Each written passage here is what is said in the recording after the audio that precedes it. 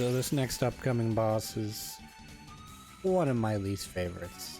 I probably say that when I run into every boss under leveled, but this one's particularly horse shit for a reason I will explain shortly.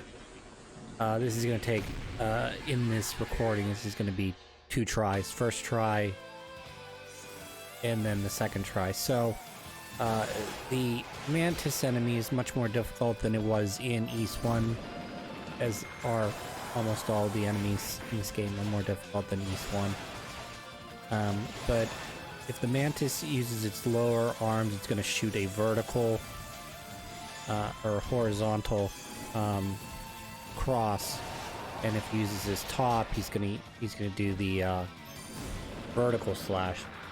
So what you have to do is jump over that. This is where it changes. He switches quickly between the 2 modes, and it's sort of difficult to get in there, but it is possible. This strategy is called just tanking it. It's not a good strategy. You also have to sort of pay attention to what he's doing, you know, so you don't get hit by shit. And then this is the bullshit part. Okay. They don't, you know, they appear, but they're not really attacking me. So what's the problem? Okay. And then they jump on his back. Okay, that's fine and dandy and all.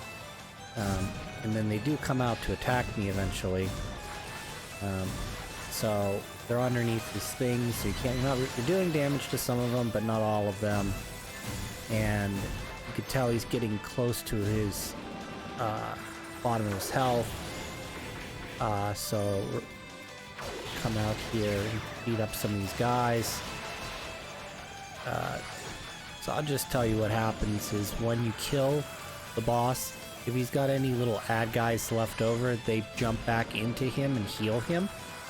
So you have to make sure that all of his ad guys are dead first.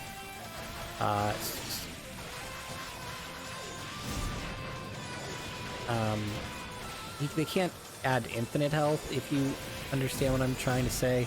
Like, he can't just keep spawning guys that'll just keep adding to his health pool.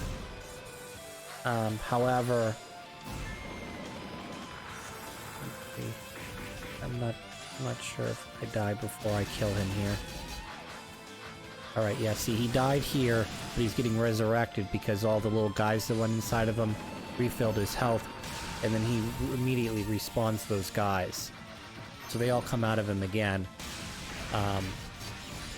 So if I were to kill him again, they would just heal him for all of the health that the little guys make up.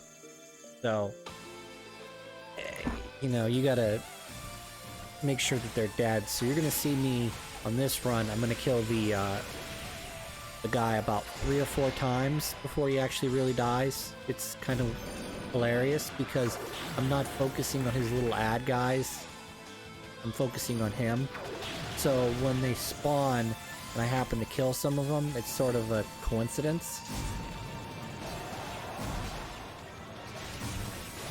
And then I do I switch over to the greatsword at some point to help try to take down some of the little ad guys that are popping out.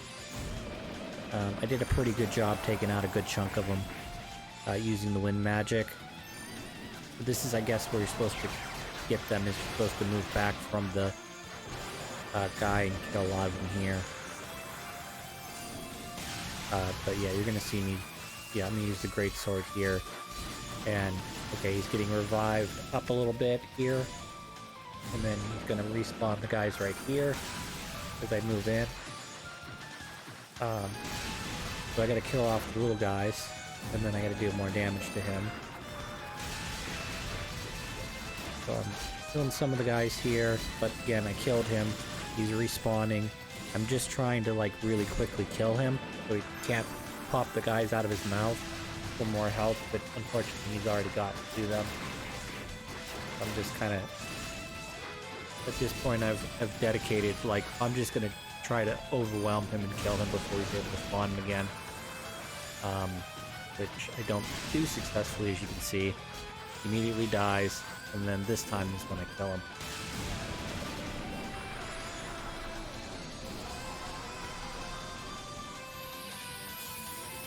Isn't that great? Not at all an annoying boss to deal with. Probably much easier with Hugo. We will see.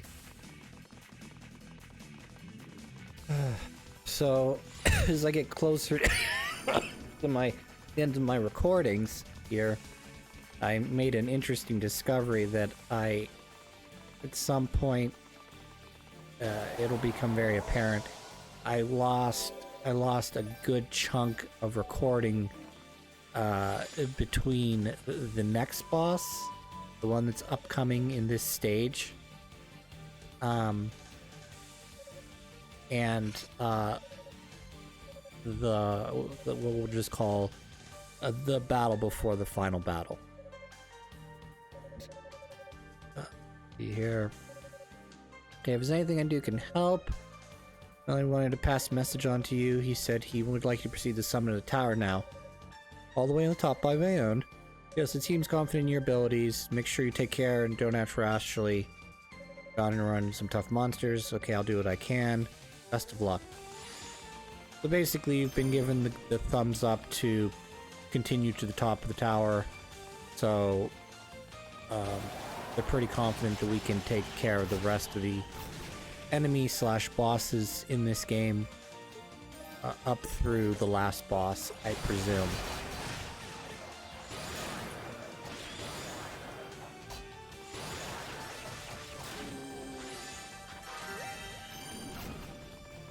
So, as I was saying, I discovered that the next boss that we will get to in the recording, after that, I lost, or I didn't record the next section of gameplay after that. I did up to a point, so I may just include that in the recording so you can see about up to what point I died. And then I kind of turned the game off for the night when I came back. I forgot to hit the record button until it was too late, and I'm standing by the following boss. The next boss. And I went, uh-oh. And I already had saved because I had gotten trounced by that boss a couple times already. So I kind of made sure that, you know, I had a save spot. And it didn't occur to me that, oh, I'm in trouble until it was too late.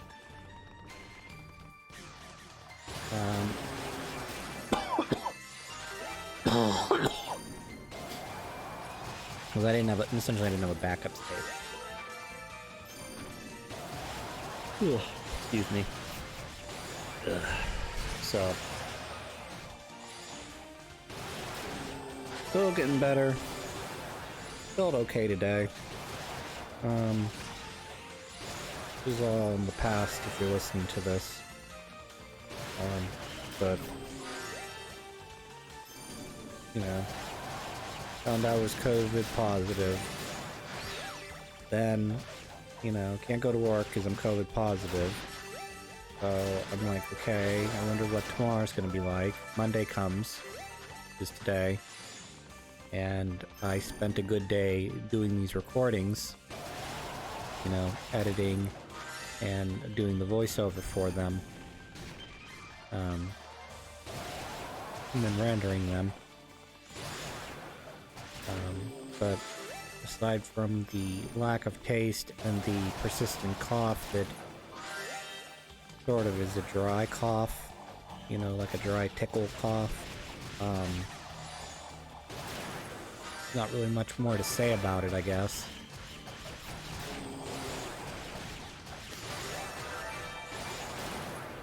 So this gentleman I'm fighting right now, this is the last zombie enemy type in the game. This is very late in the game too. This is the, let's see here, I'm headed towards the third place boss, if you will. The final boss, the boss before that, and then this is the third final, the third to last boss, I guess, is what I should say.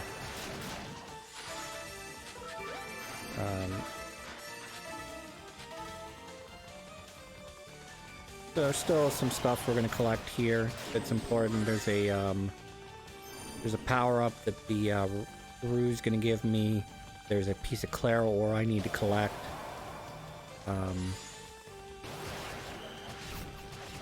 And then there's a very annoying enemy type that I'm gonna run into and eventually die to. There's the Rhoda fruit that I need. But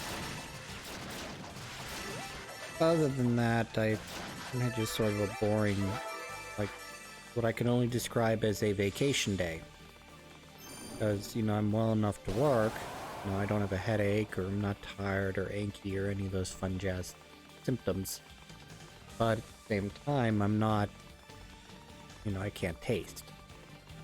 Which, as I said before, is an interesting and not great side effect of this. I do want to taste again.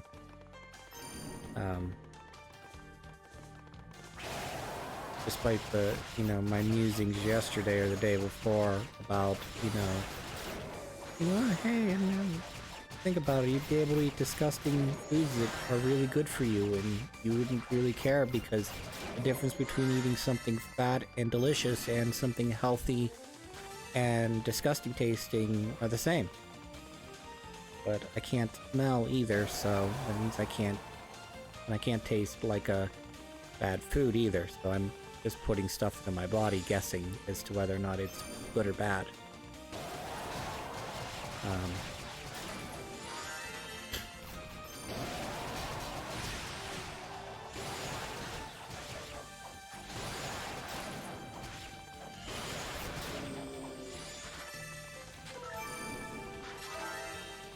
So my plan is to test myself before I go to bed tonight.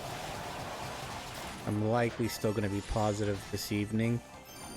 If I am not positive for some unknown reason, I'll test myself again in the morning. And if I'm not positive again in the morning, I'm going to go to work. Otherwise, I will stay home again for another day until I no longer test positive. That lovely. Yeah, so I missed this jump a number of times, and I don't know why. But I didn't use, say, my floaty ability or actually make the jump. Sort of weird. There's the Rue. Still can't understand him.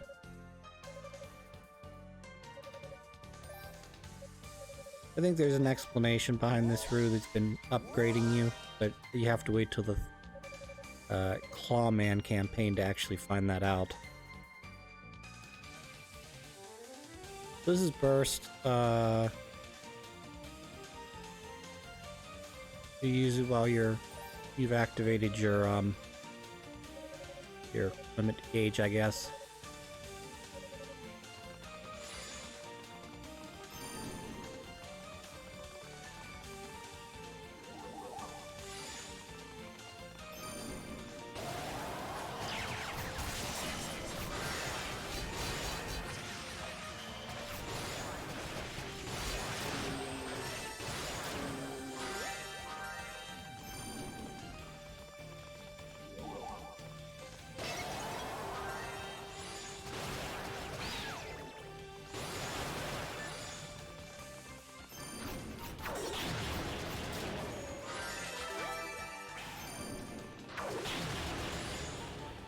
There's some really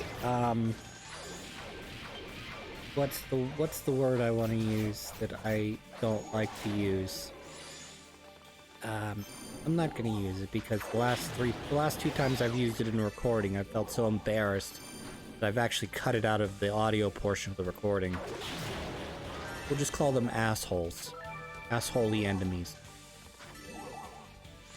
But, excuse me. These are like the first of a couple enemies that are very obnoxious to me. we're gonna start running it.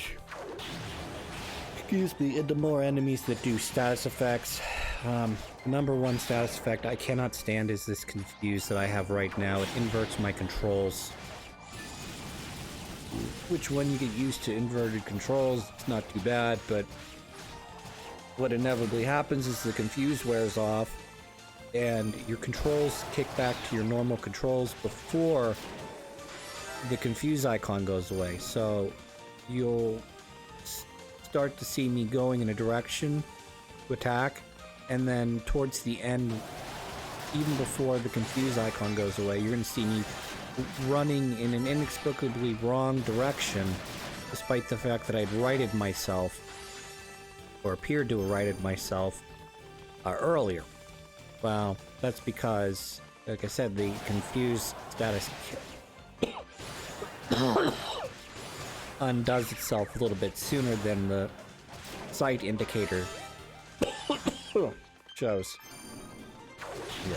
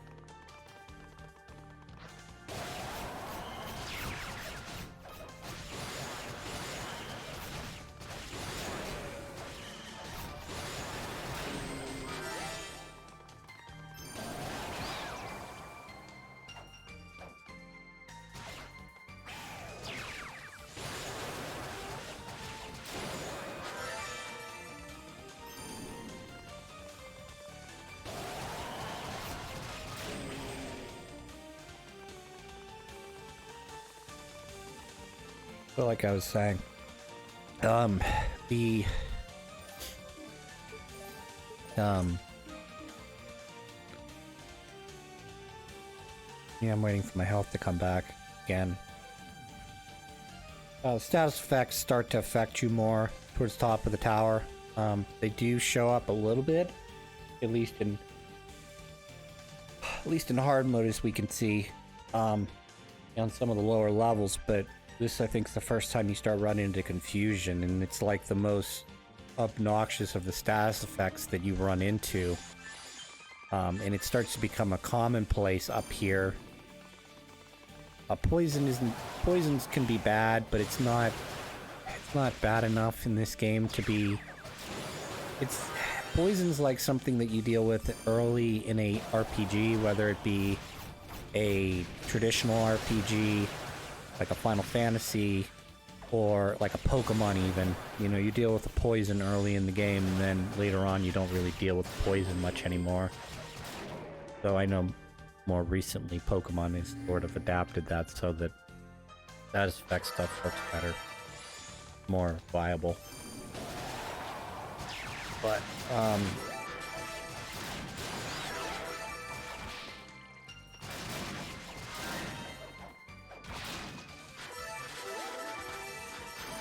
it can be a game changer if you get poisoned at low health, but it's generally not enough to really mess with you. The little curse icon I got above me, it gives me -5 strength and -5 defense, which can be devastating if you're not paying attention and you run into a very strong enemy. So now that I've defeated all the red guys, I'm backtracking so I can pop through this little hole in the ground, and then we'll go collect the treasure, which is important.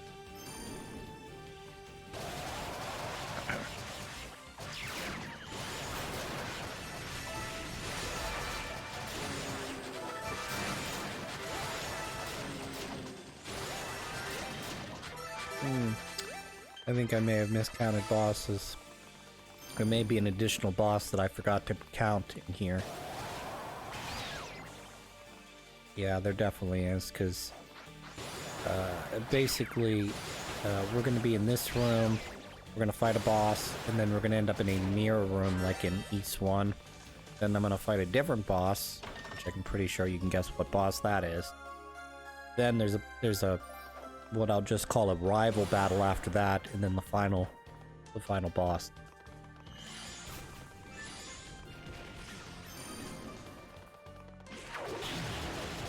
So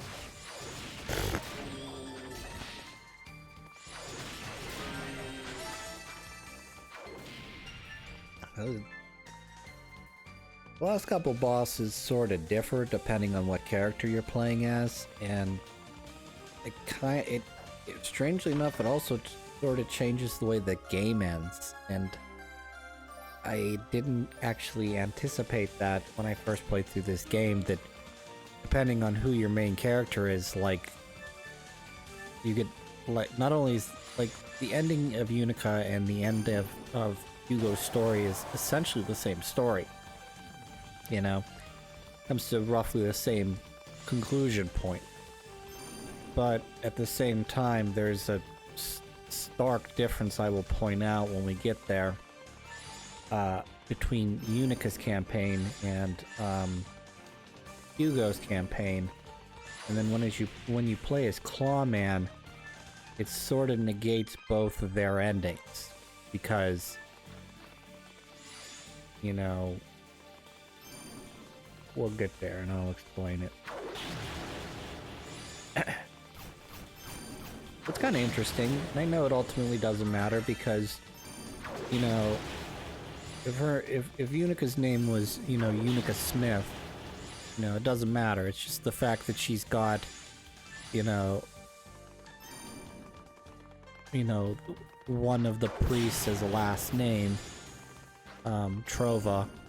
So, you know, she's descendant of the Trova line, and you run into characters that also descendants of the ancient East people. So, you know, you run into, say, I believe the fortune teller and the fortune teller's grandmother, obviously. They're of House Trova. So, they're on the descendant line with Unica. But, you know, Roy and Musica and, you know, can't remember a lot of their other names, unfortunately. Dino, the commander, you know, and the other mage, I can't remember their names. You know, I'm sure they're important as well. It's just, you know, in terms of, they don't have the last, they don't have that last name, or I don't know their last name, so, you know, their relevance to East 1, East 2 isn't as pronounced.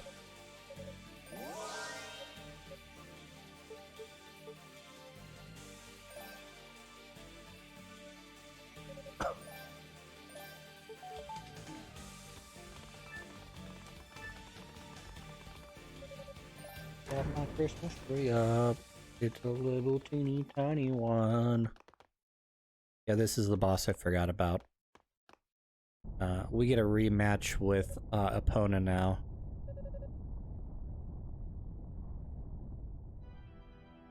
But first, cutscene.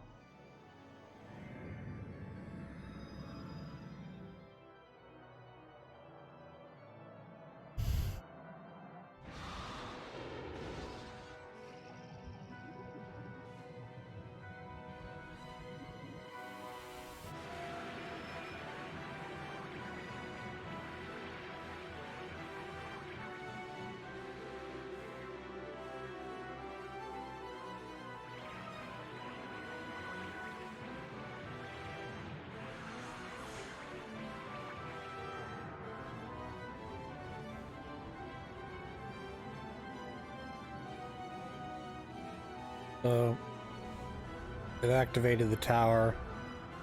and the pearl, and they're going to forcibly pull East back into the ground. Or at least that's what it appears like. So...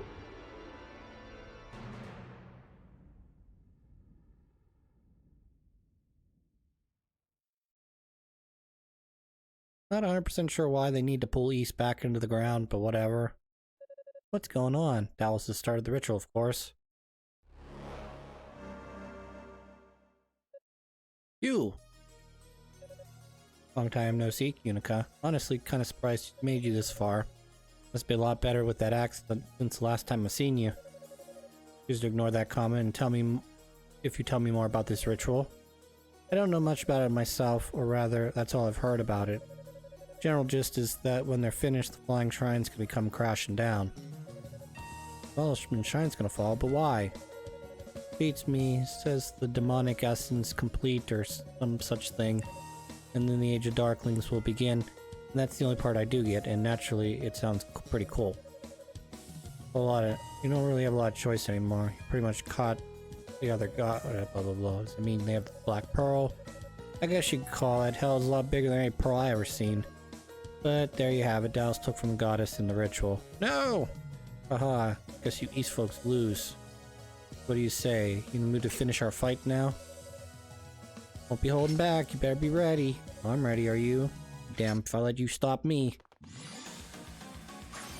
So we're gonna fight Epona, and I'm gonna kind of smush her. She's more difficult than she was the first time around. Particularly insofar she does that. That's just, for me, the most dangerous attack of them all. The double thing, because I'm evading her right now.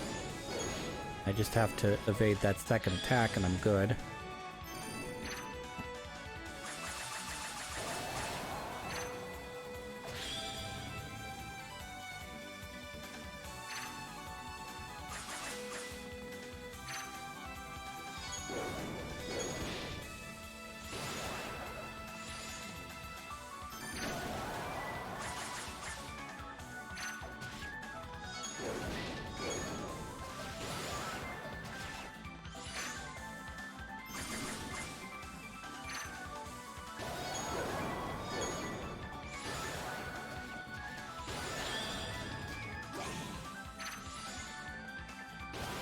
I always thought this fight was kind of fun. With all of your different characters you fight her with. This is actually a pretty fun fight. She's pretty straightforward, as you can see, though. So her patterns aren't all that challenging once you know what she's gonna do. She's a lot more. That attack's a lot more devastating to Hugo. I'll say though, because Hugo is very much based on, you know, being a ranged fighter, and he's kind of slow at the beginning too. So I feel like she catches up to him more when you play as Hugo. This is me trying to sort of zone her out right now. And eventually I get tired of doing that and I just decide, I'm gonna try and tank this.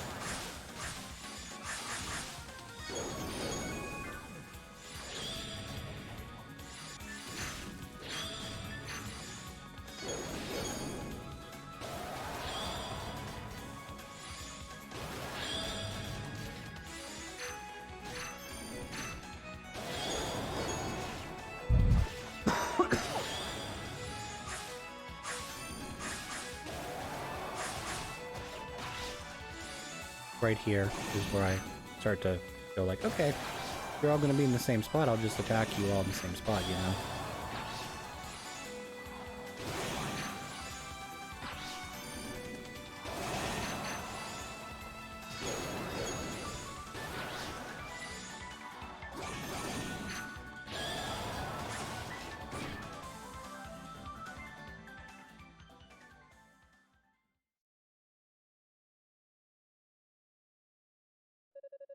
Damn, I can't believe how strong you've gotten. Guess I should have trained a little more before confronting you. Gotta hurry. Wait for me, Lady Reyna. I'm coming. Rhea, your name. Bona's unconscious. She doesn't get to die in this game. A magic artifact called the Rod, which you'll recognize from East 1, is the one that I need to get through the mirror area. I'm headed back to the base of the tower. I'm going to talk with some people. I keep going to the base of the tower. I'll explain, because I keep checking to see where the priest is, because as I said in an earlier video, for some reason I thought Shinon was the main antagonist in disguise. I'm not exactly sure why I thought that. I have a misremembrance of the way the final boss is in this game for some reason. But anyways, yeah,